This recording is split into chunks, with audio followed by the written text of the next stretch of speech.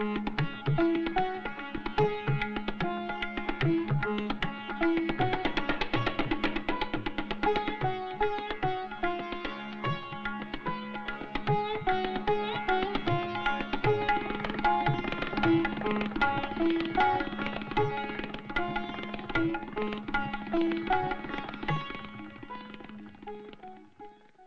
to go? Okay.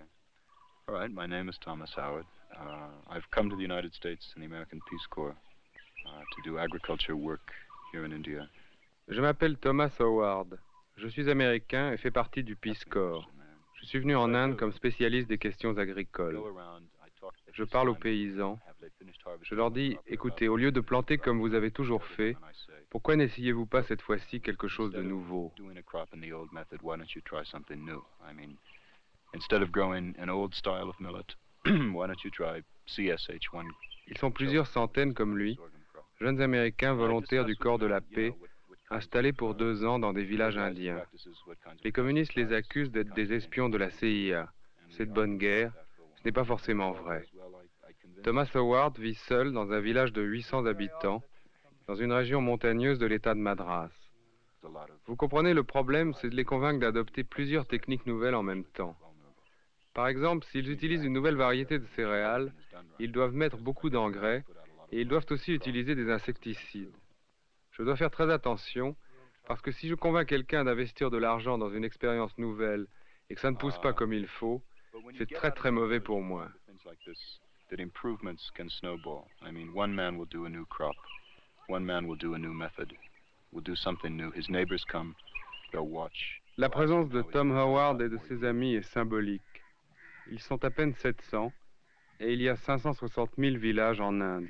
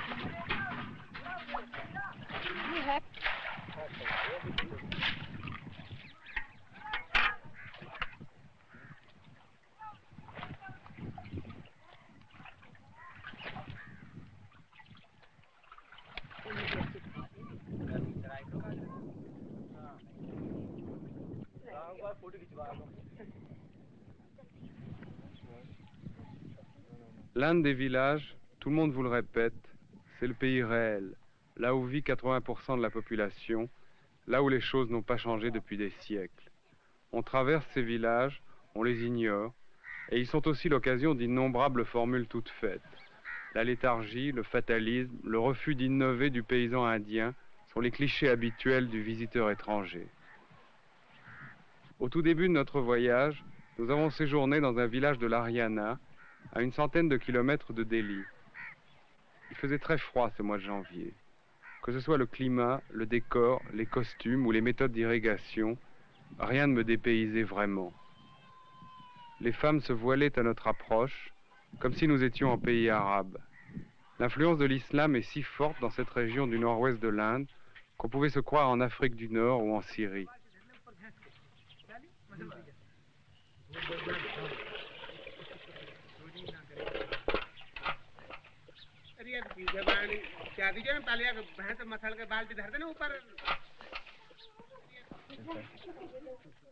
Il n'y avait pas de ferme ou de bâtiment isolé. Tous les paysans habitaient ce gros village, un des plus prospères de la région, malgré les apparences. Un village comme tous les villages.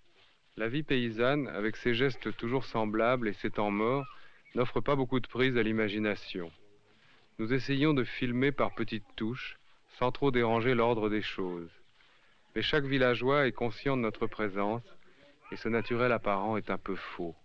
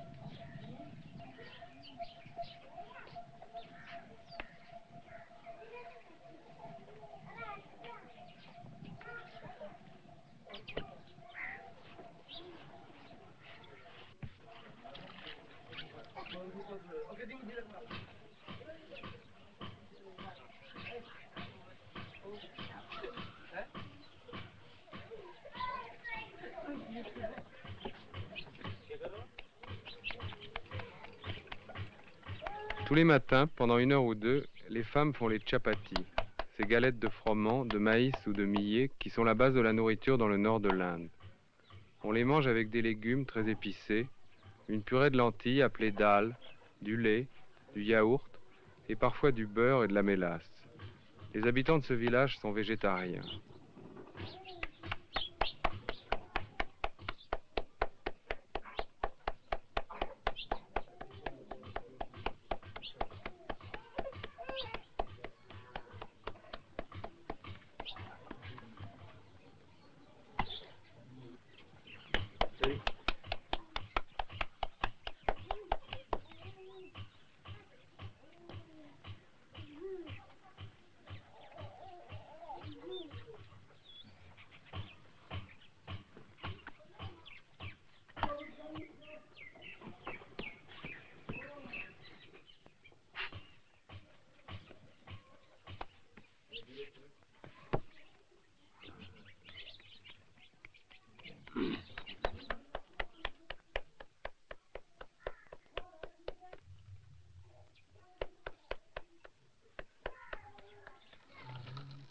La tentation pour nous, c'était de faire de la mise en scène. Une mise en scène au premier degré, qui consistait par exemple à obtenir de cette fileuse qu'elle ne regarde pas la caméra, qu'elle se conduise comme si nous n'étions pas là. Mais la femme se prend au jeu. Elle surveille son gosse, elle se surveille elle-même. Cela devient comme une représentation où elle jouerait son propre rôle de fileuse.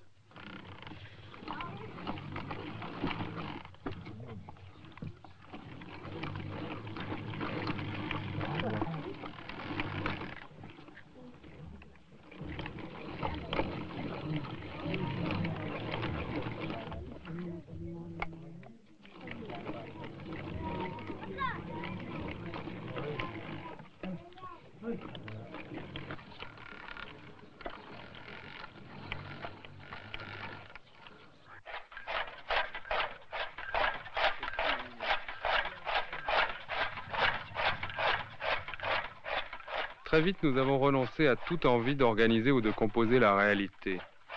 Cet homme et cette jeune fille qui coupent des feuilles de moutarde pour en faire du fourrage, je ne les dirige pas.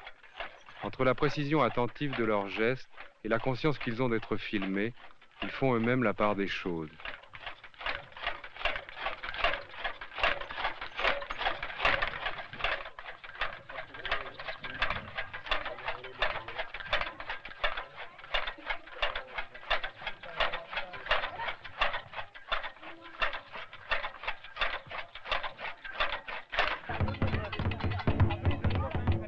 À la fin de la journée, les villageois nous donnent une représentation, une vraie cette fois-ci.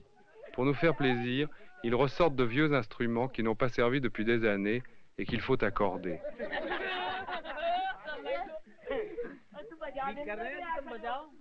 Cette reconstitution les amuse beaucoup.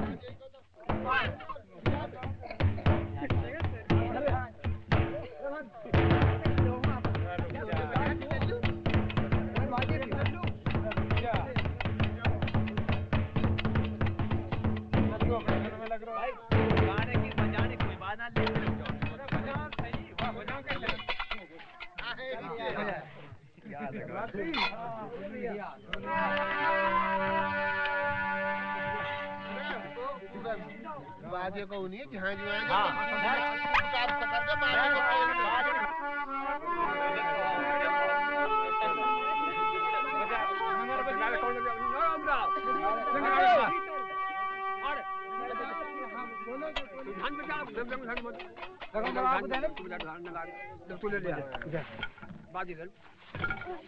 बजे नगर आ जा बजा ये बराबर हम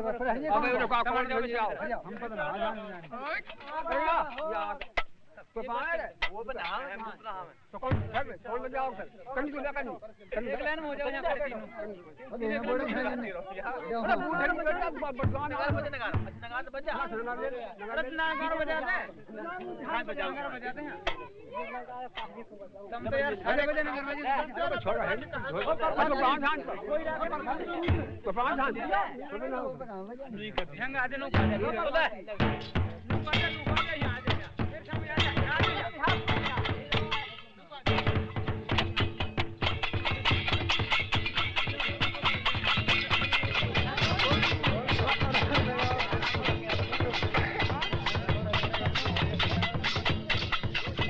और की बात है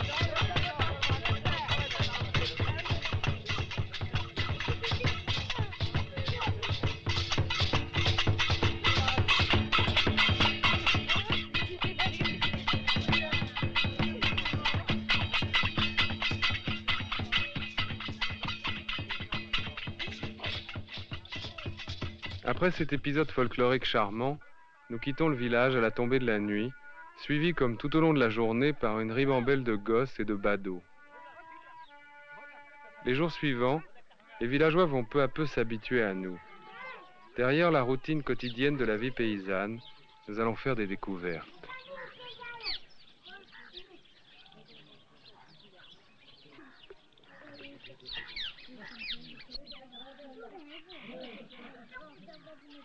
La bouse de vache n'est pas pour les oiseaux.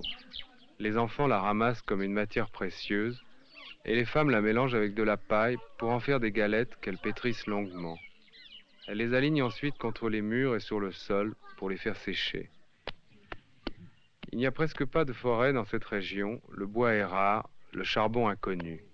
La bouse de vache est le seul combustible à la disposition des villageois, un excellent combustible qui brûle lentement et dégage beaucoup de chaleur. On ne l'utilise pas comme engrais, ce qui serait sûrement un meilleur usage, mais ce n'est pas l'habitude.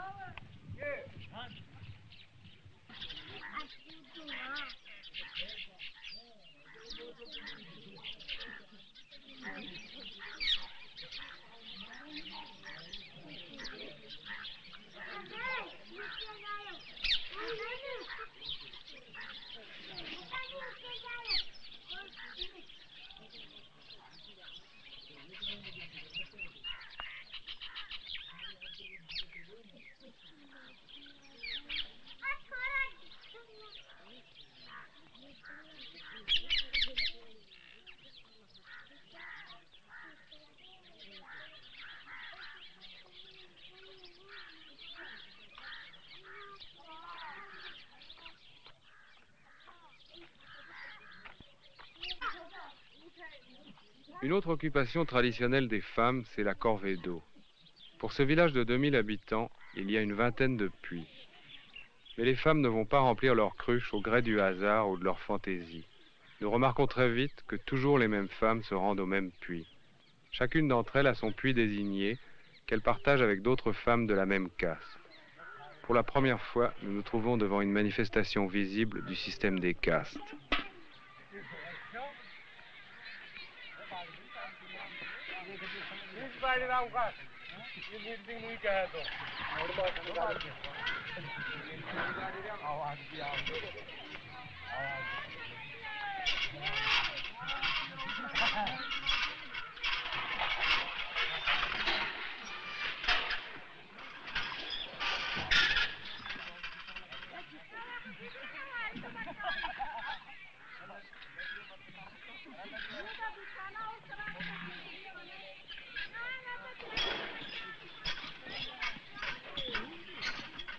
Pour un étranger, les castes sont un phénomène incompréhensible et même invisible. Ils se manifestent à chaque instant dans la vie quotidienne et nous ne le percevons presque jamais. Les Indiens n'aiment pas en parler. Ils n'en éprouvent pas le besoin. Tout repose sur un accord tacite. Dès leur plus jeune âge, ces femmes ont pris l'habitude d'aller chercher l'eau toujours au même puits. Pour elles, la division des castes est comme une loi naturelle, un réflexe qui échappe à leur conscience.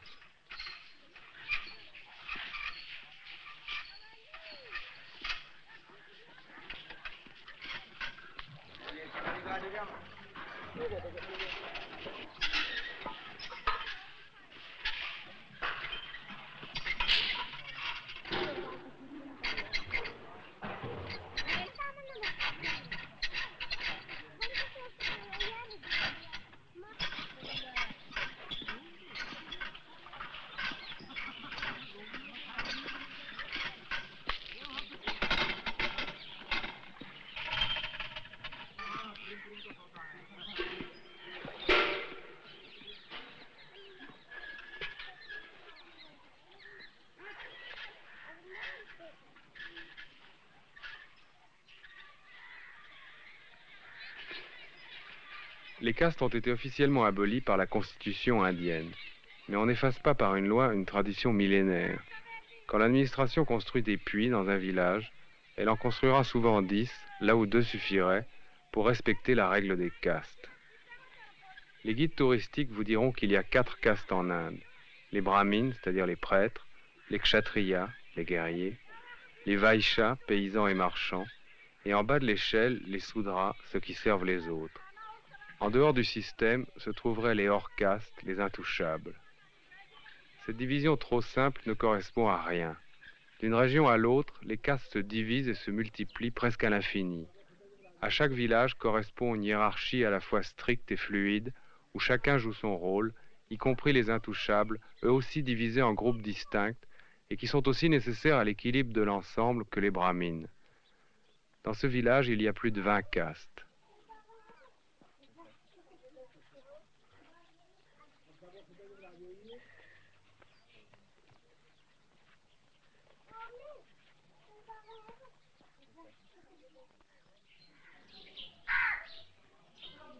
Après cette première expérience des castes, nous avons regardé les villageois autrement.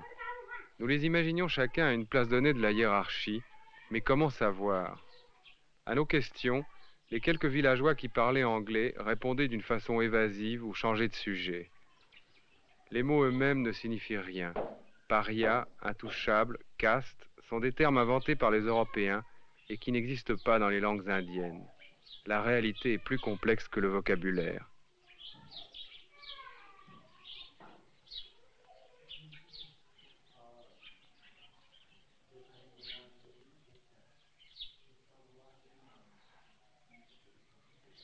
Un jour, passant à côté d'un groupe de maisons un peu à l'écart, le sarpanch, c'est-à-dire le chef du village qui nous servait d'interprète, nous a dit négligemment « Là, ce sont les gens des backward classes, les gens des classes arriérées. » C'est le terme souvent employé en Inde pour désigner les intouchables.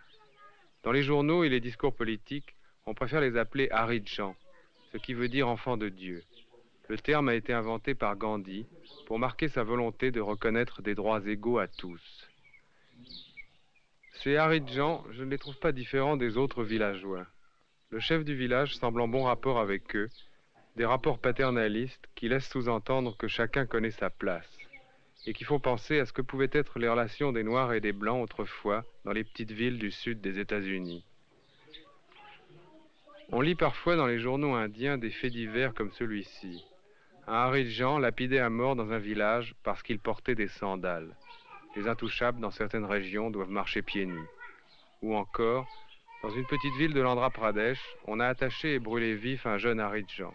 Motif, il était soupçonné d'avoir volé 2 cruches en cuivre. Pour que le scandale éclate, il avait fallu qu'un policier ou un fonctionnaire accepte de rompre la loi du silence.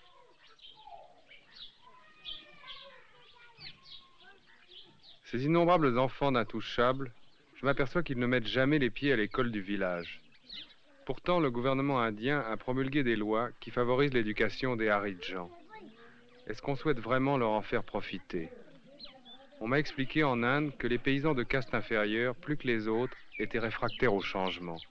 Ils sont prêts à refuser une réforme agraire si elle modifie l'ordre traditionnel de la hiérarchie. Ainsi, par atavisme et manque d'éducation, le système des castes serait farouchement défendu par ceux qui en souffrent le plus.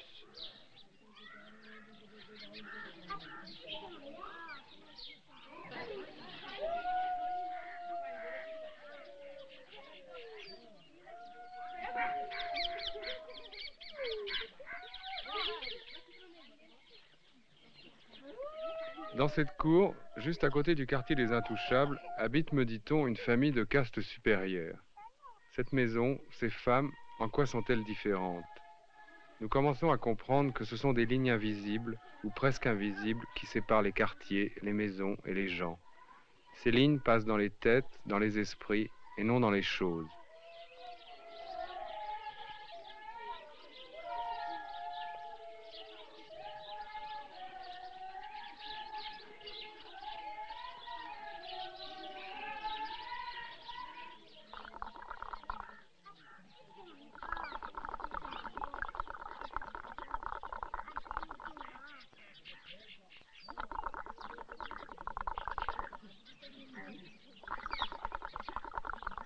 C'est apparemment une scène banale. Le chef du village fume le hookah avec ses amis devant sa maison. Le hookah, c'est le narguilé indien, un tabac très âcre dont la fumée passe à travers un récipient d'eau.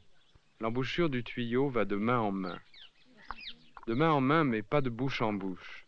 Les fumeurs intercalent leurs poings fermés entre le tuyau et les lèvres. Ici encore, les tabous de caste interviennent. Appliquer ses lèvres au même tuyau que quelqu'un d'une caste inférieure serait une souillure grave. On ne fume pas le hookah avec n'importe qui. Ces villageois appartiennent à la même caste ou à des castes voisines. Malgré l'apparence anecdotique, nous sommes là au cœur du problème. Le système des castes repose avant tout sur cette opposition du pur et de l'impur, dont l'origine est religieuse.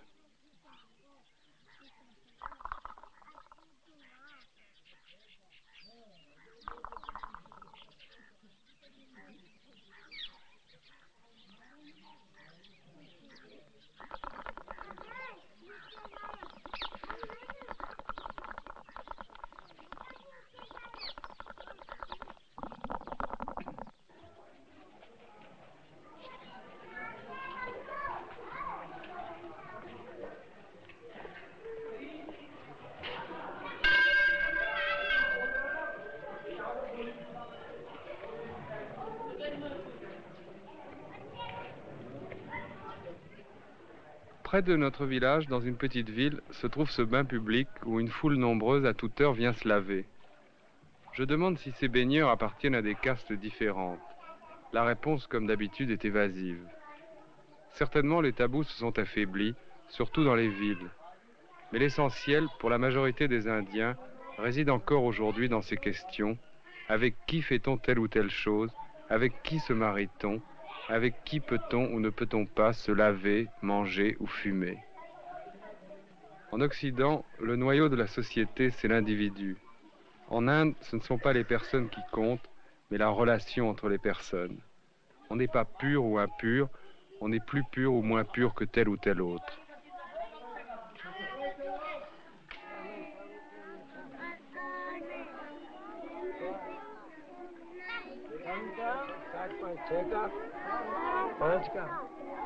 Sur le toit du bain public, nous avons trouvé une charmante petite école en plein air. Les enfants y apprennent à compter, à la fois en hindi et en anglais.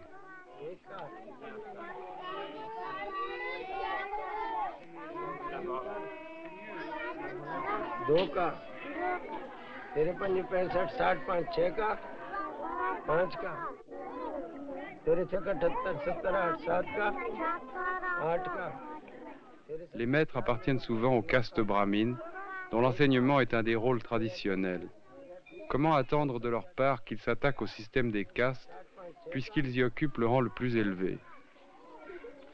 Pendant que nous filmions, un des gamins m'a demandé, dans un anglais hésitant, si j'étais américain. Ma réponse négative l'a troublé, et il m'a demandé « Alors, vous appartenez à quelle caste ?» Un lapsus qui en dit long. Ce petit enfant sait déjà que les castes sont des barrières entre les hommes, et sans doute pour lui, les nationalités ne sont que des castes étrangères.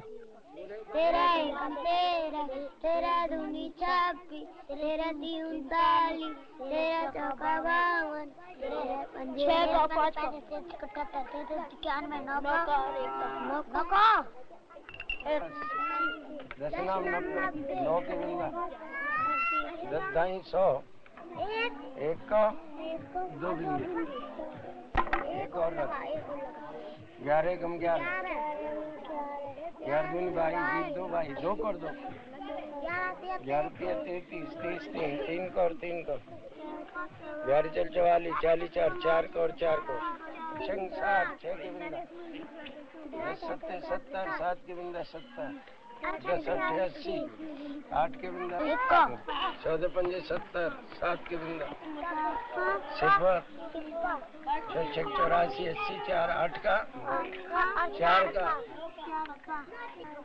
11 पन्ना 55 55 5 का 5 का 11 66 60 66 6 का 6 का 11 37 77 70 7 11 88 80 8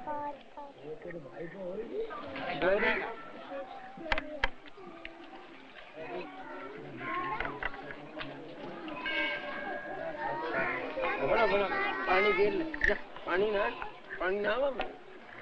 अरे पानी ना 99 90 9 को 11 ढाई 110 1 का 1 का 0 12 कम 12 10 2 12 1 का 2 पानी गिर तू भी गिर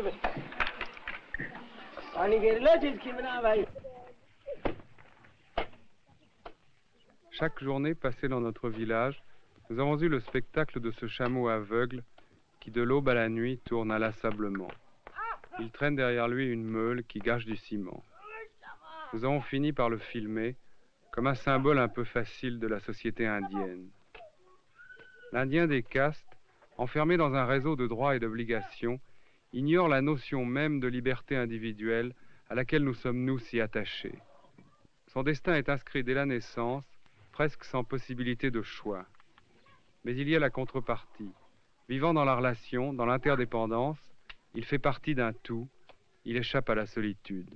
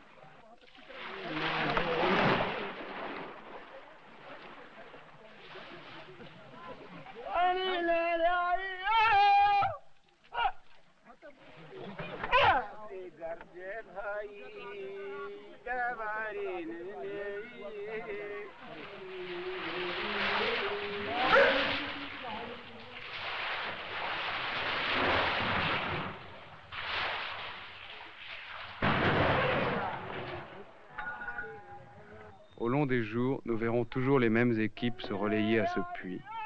La division précise du travail est une corollaire du système des castes. Cet homme est tireur d'eau et rien d'autre. C'est son dharma, son devoir et sa place dans la hiérarchie. Autrefois, quand les villages vivaient en économie fermée, les 20 ou 30 castes de la communauté étaient reliées entre elles par des échanges de prestations minutieusement codifiés. Prêtres, paysans, barbiers, porteurs d'eau, chacun exerçait sa fonction héréditaire, en échange de laquelle il recevait des dotations en nature et des services. Cet aspect idyllique d'un communisme agraire où chacun reçoit selon ses besoins, si tant est qu'il ait jamais existé, les villageois l'ont perdu aujourd'hui. Ces tireurs d'eau ne sont plus reliés à la communauté, mais à ceux qui détiennent la terre et qui les payent. La division du travail aujourd'hui prend souvent l'allure d'une exploitation de l'homme par l'homme.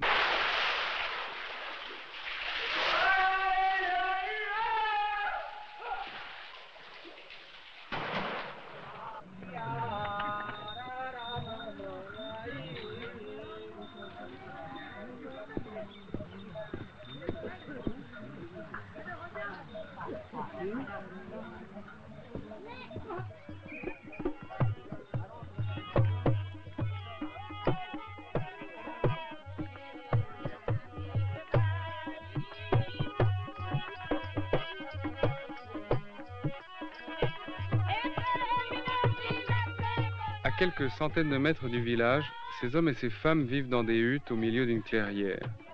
Originaires d'une tribu montagnarde, ils sont descendus en plaine pour se prolétariser. On les tient en quarantaine. Pas une seule fois nous les verrons entrer dans le village. Ce sont eux les vrais hors caste. Étrangers au système, leur sort est pire que celui des intouchables.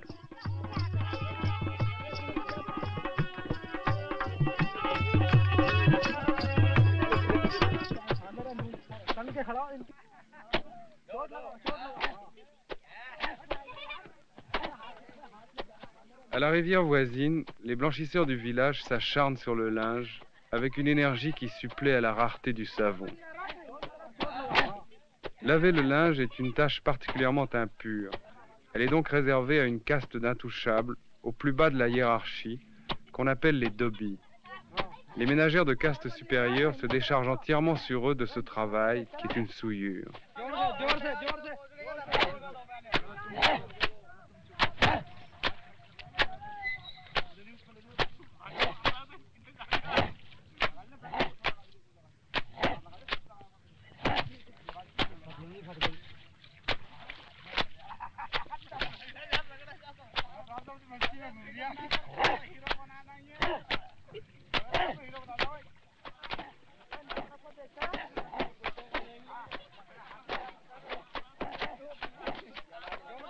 On retrouve les dobis d'un bout à l'autre de l'Inde. Ici, à Madras, dans le lit de la rivière, des centaines de dobis lavent le linge de toute la ville. Ils sont remarquablement organisés. Hommes, femmes et enfants se partagent le travail. Le linge est collecté, lavé, séché, repassé et retourne aux clients dans la même journée.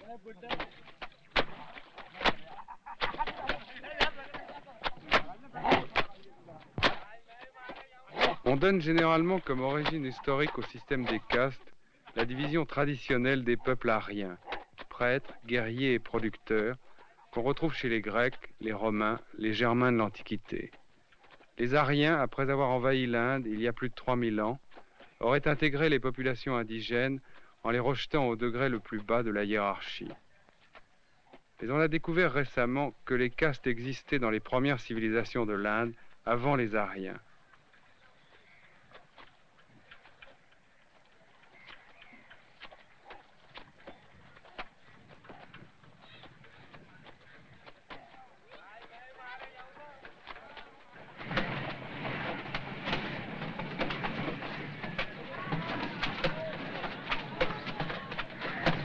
À Bombay, ville moderne, les blanchisseurs ont été parqués dans ce gigantesque lavoir avec des stalles en ciment armé et l'eau courante.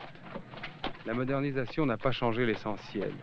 C'est toujours la caste des dobis et elle seule qui se charge de cette besogne impure.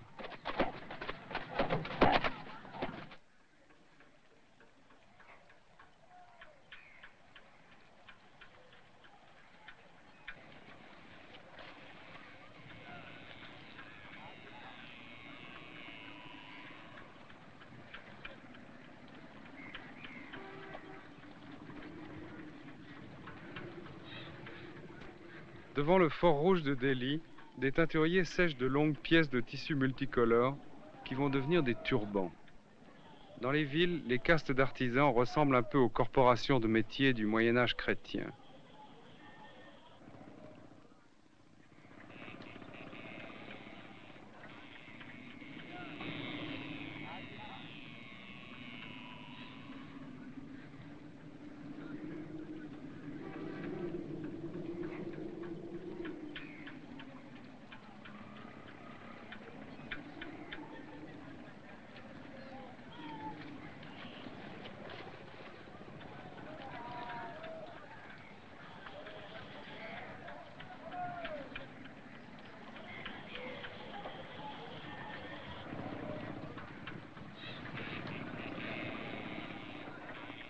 On se demande comment les castes peuvent survivre dans l'Inde d'aujourd'hui.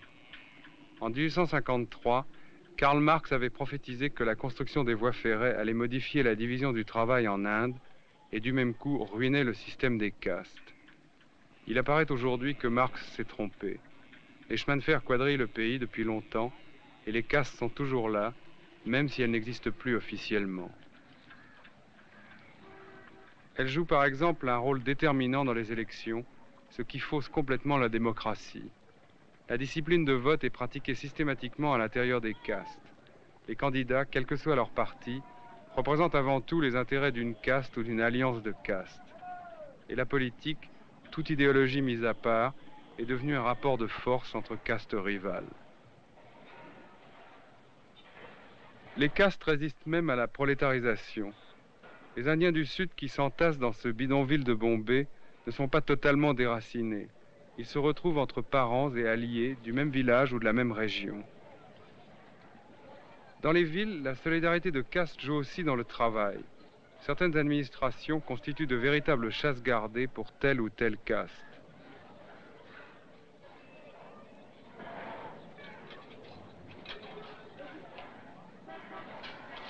Ainsi, dans l'Inde moderne, les castes, au lieu de disparaître, deviennent des blocs rigides, autonomes, qui ne sont plus dépendants entre eux, mais rivaux et concurrents. La hiérarchie subsiste, mais dénuée de sa relation traditionnelle, elle devient une forme pure et simple d'oppression économique.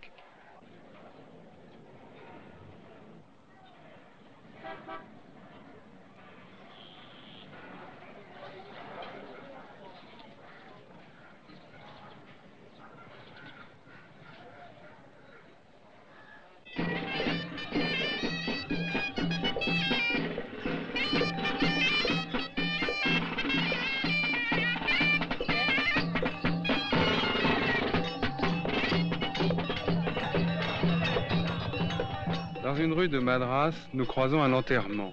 Les musiciens jouent Malbrous s'en va en guerre. On transporte le cadavre couvert de fleurs jusqu'à l'endroit où il sera brûlé. Je ne vois ni douleur, ni larmes, pas même de tristesse. À nous, pour qui la mort est si dramatique, cet aspect de la religion hindoue est stupéfiant.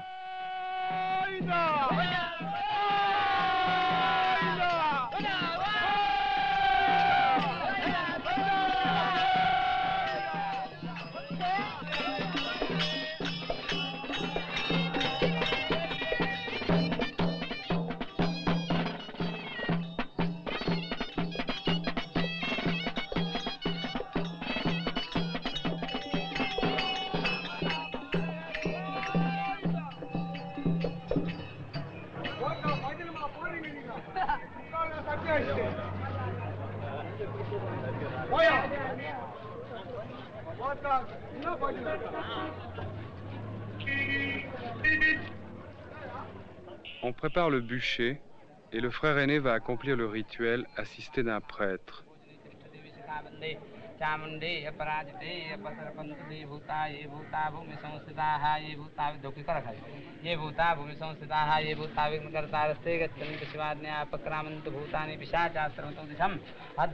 Des boules de riz sont placées sur la bouche et le front du défunt. La mort n'est ni une fin, ni même une rupture. On vit, on meurt, et puis on renaît une nouvelle fois et encore d'autres fois. C'est une chaîne ininterrompue. Chaque vie est jugée et le verdict est dans la prochaine vie. Si vous naissez intouchable, c'est votre faute. parce qu'au cours d'une vie antérieure, vous avez démérité gravement. On imagine l'efficacité sociale du système. Aucune sanction n'est définitive, comme le sont l'enfer et le paradis des chrétiens. Ceux-ci jouent leur destin une fois pour toutes. Les hindous, eux, sont jugés avec sursis, un peu comme si leur conduite était comptabilisée de naissance en naissance.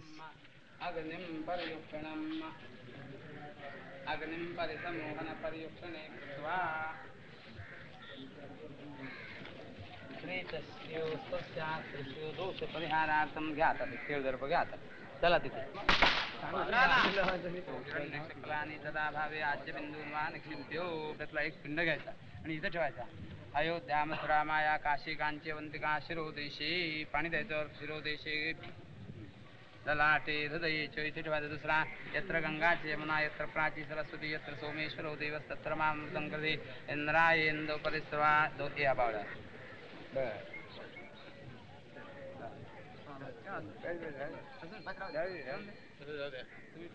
प्रेतपिण्डेभ्यानुलेपनार्थे चन्दनं पुष्पं तुलसी पत्रञ्च उपतिष्ठताम् इतो प्रेतपिण्डेभ्यः अनुलेपनार्थे गोपी चन्दनं. Cette cérémonie de propitiation a lieu dans les jours qui suivent le décès. Le mort se trouve encore dans les environs de la terre. Il faut le libérer de ses dernières attaches avec le corps qu'il vient d'abandonner. Le plus proche parent du défunt entre en contact avec lui, l'assure de la fidélité des vivants et l'invite à descendre dans les boules de riz préparées à cet effet. Parmi les offrandes, il y a des fleurs, de l'urine, des excréments de vaches, de la terre et du feu. Quand tout sera fini, on donnera les boules de riz à manger aux vaches, l'animal sacré. Le prêtre invoque alternativement les dieux et les démons, ce qui explique pourquoi l'officiant change constamment d'épaule le cordon sacré.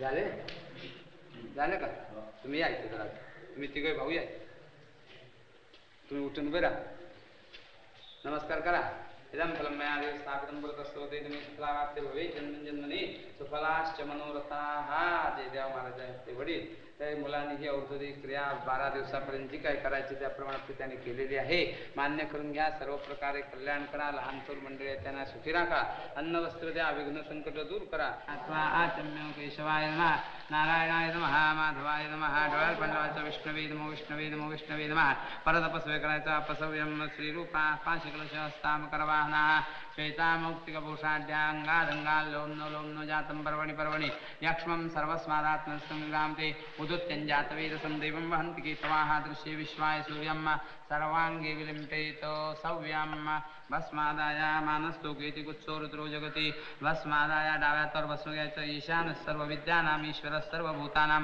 पाण्यात घालायचं दोन्ही हाताने हे बघा असं घ्यायचं हां ईशान असं घ्यायचं आणि इथे इथे लावायचं दोन्ही हाताने आम्ही भस्म लावतो ईशान सर्व विद्यानाम ईश्वर सर्वभूतानां ब्रह्माधिपतिर ब्रह्मणोधिपतिर हां ठेवायचं ठेवीत चलायचं पुढे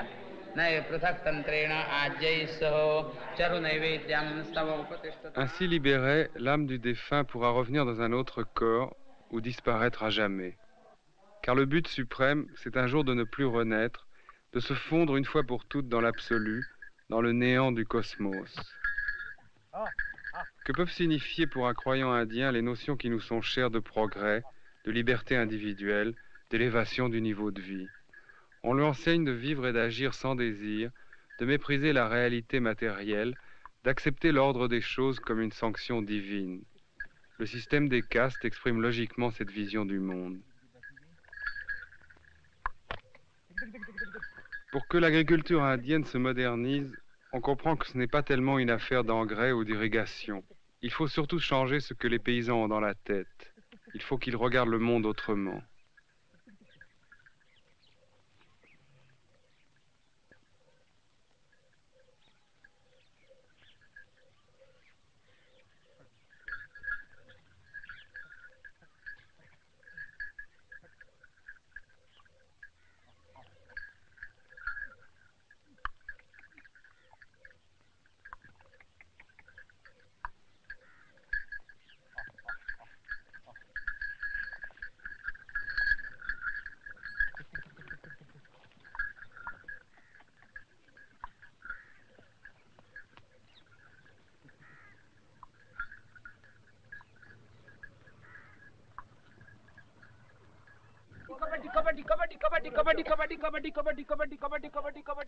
Les villageois ne veulent pas nous laisser partir sans que nous ayons filmé leur sport traditionnel, qui tient à la fois du jeu de barre et de la lutte gréco-romaine. Il y a 2 camps, et chaque joueur à tour de rôle vient provoquer ses adversaires. Mais tout le monde ignore les règles ou les a oubliées. Et le jeu devient bientôt une partie confuse de catch, à la grande joie des assistants. Peut-être y a-t-il un espoir dans cet oubli des règles, le signe et le symbole d'un refus du passé.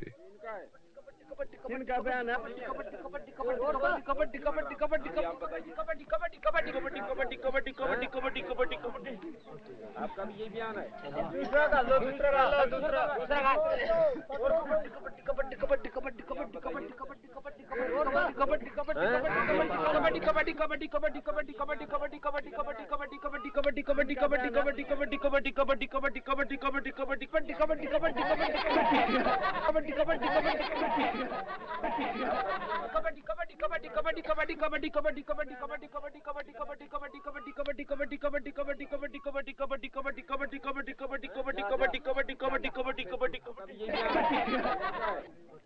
इनका बयान है दूसरा कर लो कबड्डी आपका भी यही बयान है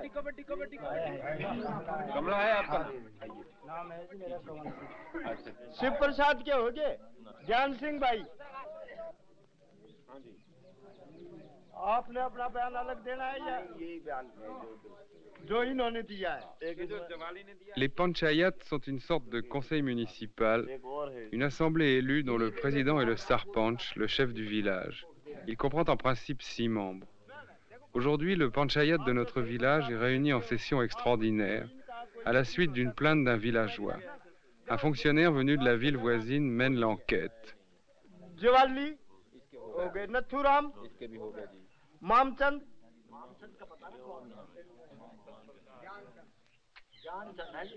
ना ठहर भाई ठहरो ये मनसाराम है होगी इसके बाद हम ये जरूर सोच विचार करेंगे कि भाई किस तरीके से हम सड़क बनावें और किस तरीके से ये जो आपकी इंक्वायरी चल रही है इसको अपने ही तक महदूद रखो बजाय इसके कि अब आपने एक चीज देखी. Au début, j'étais très impressionné. Je voyais fonctionner une démocratie directe à l'athénienne.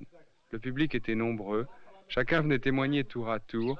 La discussion était très libre, très animée. जब ये गिर गई तो इसी सरपंच ने कही कि इसको जरा पर्दा कर लो लेकिन जब ये पार्टी कमांडर बना तो उसी सरपंच ने कह दिया कि भाई अब तेरे पर्दा को भी हम ना रहने दें